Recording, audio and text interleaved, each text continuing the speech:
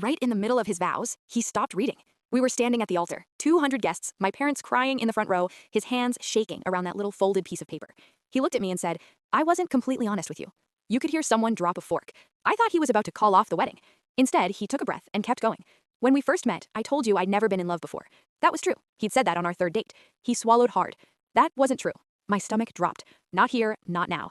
I could feel every eye in the room shift from romantic to uncomfortable. He kept talking.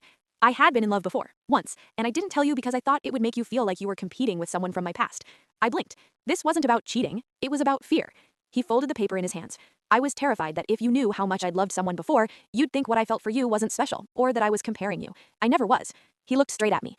"I'm standing here today, I realized I don't want to build a marriage on half-truths. I want you to know everything, even the parts that scare me."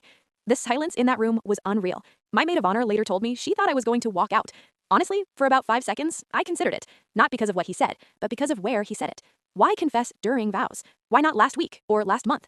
Then he said something that changed everything. "I don't want you to marry a version of me that edits the story. I want you to marry the real one." That hit hard.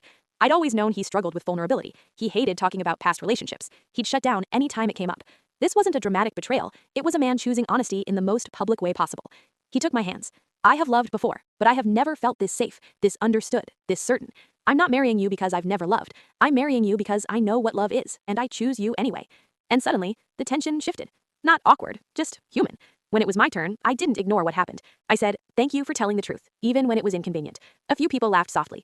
"I don't need to be your first anything," I told him. "I just want to be your last." There wasn't a dry eye in the place after that. Later at the reception, my aunt asked if I was mad. I wasn't, but I did ask him one thing that night in private. "Why today?"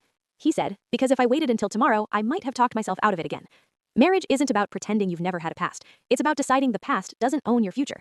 We've been married 2 years now, and that awkward, terrifying, brutally honest moment at the altar, it's actually my favorite part of our wedding video, because that's the exact second I knew I was marrying someone who would choose honesty over comfort. What would you have done if your partner confessed something mid-vows? If you believe honesty, even messy honesty, is better than silence, like this video and subscribe for more real wedding and relationship stories about trust, fear, and choosing each other